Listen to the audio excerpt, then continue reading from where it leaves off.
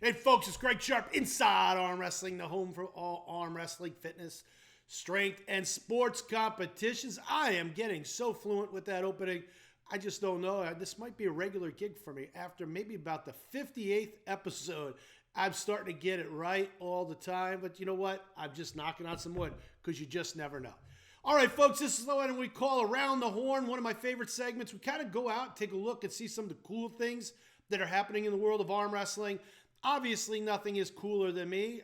No, that's not true. My kids don't think that's true at all. But since I do own the World Series of Arm Wrestling, we are 2 months away from our first event qualifier, Riverside, California, Jamie Sheldon's Antone's Italian Eatery. Folks, we are super psyched.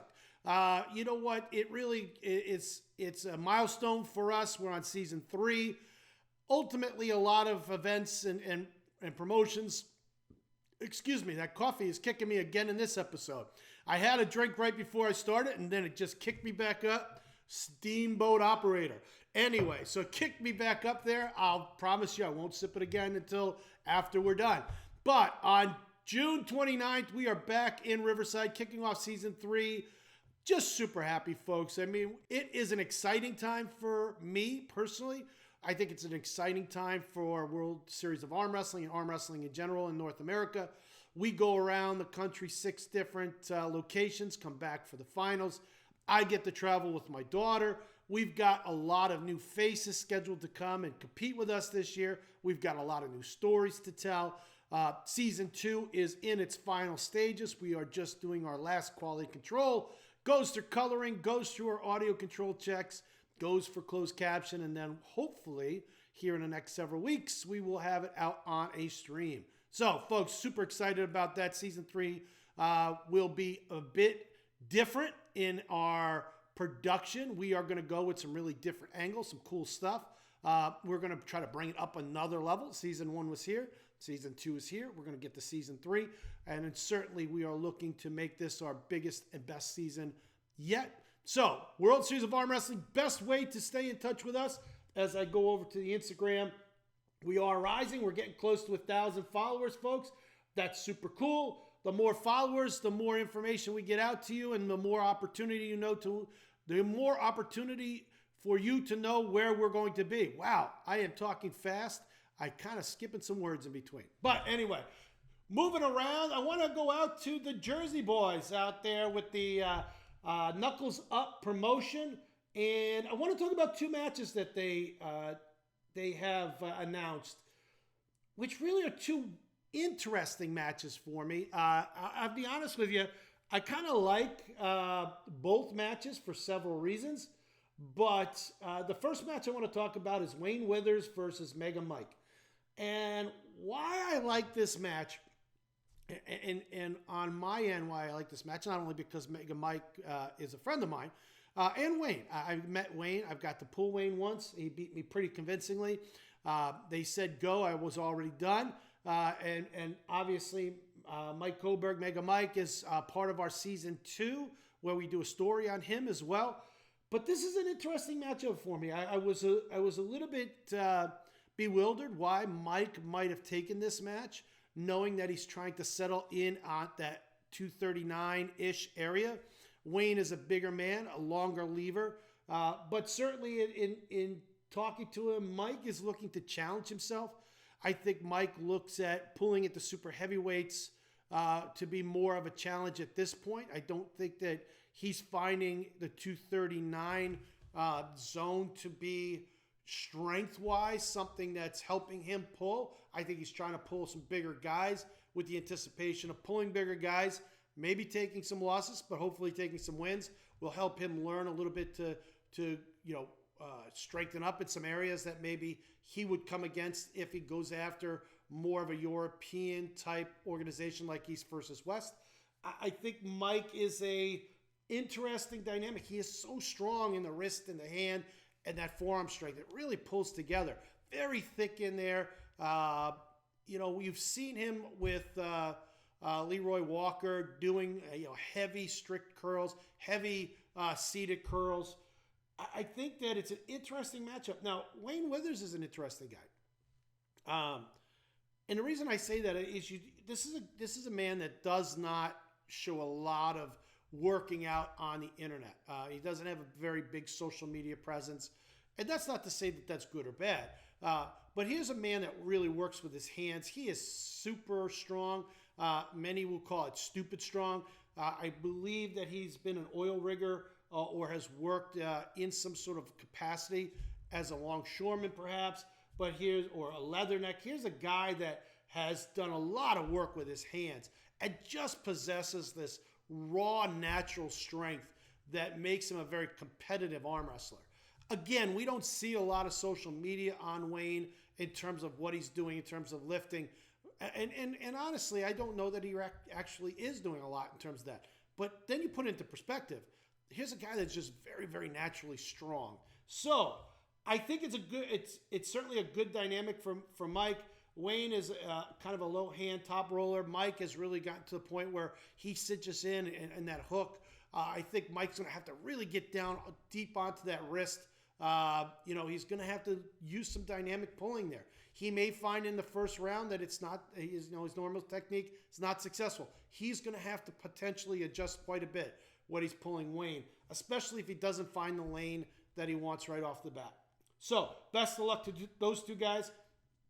The other match that I thought was kind of interesting is Roger Learned against John Thompson. We've seen John with the Arm Gods kind of WWE intro where he cut his head and creating a social aspect to it. But I think what people don't realize, maybe looking at that, is John's a really good arm wrestler. However, one of the things that I really think is an interesting thing is that Roger Learned is really a very good arm wrestler too. And when I say that is he's not a guy that's been out in the public eye quite a bit, but he is a guy that's really super strong. And I think that this is a match that will put Roger on the map on a bigger sense. He competed with us in season 1 with World Series of Arm Wrestling. Did not compete last year. However, he's competing in this super match. I really think that this is Roger's breakout. So, kudos to the Knuckles Up guy. I'm going to be watching that show. Obviously, that's a best of 5 on both ends, and that's May 11th in Fort Lee, New Jersey. And I think they do a live screening there as well. You might be able to buy tickets for it. I wish I could remember. Maybe I can find out real quick. I know that Jason Morleau is competing again. I don't see any other new matches that we haven't talked about already, but certainly Wayne Withers, Mega Mike, a match that a lot of people are going to want to see. Now let's kind of swing into the strength and fitness field. It's hard not to go to Larry Wheels' page. I mean, number one, the man's got millions of followers. People post stuff and tag him all the time. And on this one, you've got Big Boy Bake on here doing a personal record of 7:05 paused with what they call black elbow wraps. Now, I don't know what black elbow wraps adds to this lift.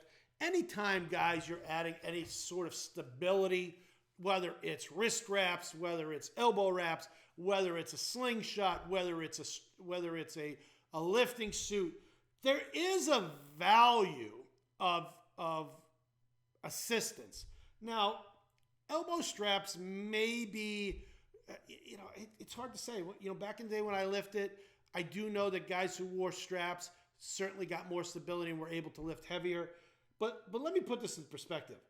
There's not a lot of people on this earth that can lift 705, which I'll call fairly raw. Again, I don't know if those straps add a real value to that lift, but let's just say it's a value of 2%, okay? So if it's a value of 2%, that's 15 pounds. So ultimately, 690 he's doing without those wraps, 700, and he pauses, folks. He comes down and he pauses. And then he pushes it right up. He gets right off the bench. He's super psyched. Listen, if I bench 705, I would probably do a cartwheel if I could off the bench. But super big lift. Always love watching Larry Wheels' page because you just never know what you're going to see. And let me tell you something. That's a feat and a half. And then lastly, folks, the last story of the day. I kind of found this interesting. And I'm a big fan of art and artistry. Back when we owned the Explode Fight series, our marketing manager, Evan Showman, did a lot of our graphic art for us. Evan is known because of his pencil renderings of athletes, very high quality UFC MMA athletes. But on Devon Larratt's page just today, he has got an artist with a 3-pencil setup that actually, it's really amazing. Like, I'll be honest with you, I've been watching this a couple of times here. He actually is drawing a face-off between Levon and Devon in the middle with the strap. And then while he's doing that, he is actually drawing Devon to the left side, Levon to the right side. I mean, this is captivating. I mean, honestly, he's a savant of some sort to be able to do something as high quality and intricate as this. I'm just baffled. I mean, I'm watching, I'm captivated. I've watched this video now probably 4 dozen times, trying to see if he leverages one pencil over the other. It looks as if he's drawing simultaneously in many ways. Obviously, the dexterity between his hand and his eyes and the paper is just amazing. So, whoever Ed Woos, let me click on his link here. Now, Devon tags him at Eduardi Sokolakian. Let me tell you something. I'm looking at his page now. I guess he does this quite a bit. Very, very interesting. He's got a lot of followers. So, wow. I mean, he does one with five lineups, 3 lineups. This man is super talented. Super talented. I'll be honest with you. I should have clicked on this earlier, but the talent level of Eduardi is out of this world. Like crazy, crazy stuff. Anyway, folks, if you get a chance, go over to EDUWOES. I'm going to follow him now. I'd just like to keep up with what this guy's doing. He's got some great artwork. Give him a follow. Certainly, he did some great stuff between Devon and Levon. And you never know. You find so many talented people in the world of arm wrestling and fitness and strength that it's always kind of unique when you land upon a hidden treasure like this.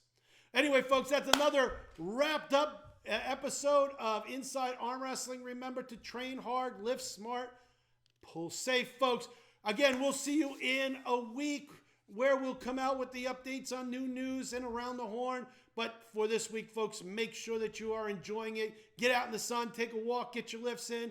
And always, from Inside Arm Wrestling, we appreciate you watching. Folks, if you like these stories and you want to see more, please hit the like button and subscribe to our page. Also, hit the notification bell underneath the video so that way you're notified every time a new video comes out. And if you're on social media, specifically Instagram, go to the World Series of Arm Wrestling Instagram page. Please follow it. We'll try to follow you back, but it'll keep you up to date with all of the news and events in the world of arm wrestling.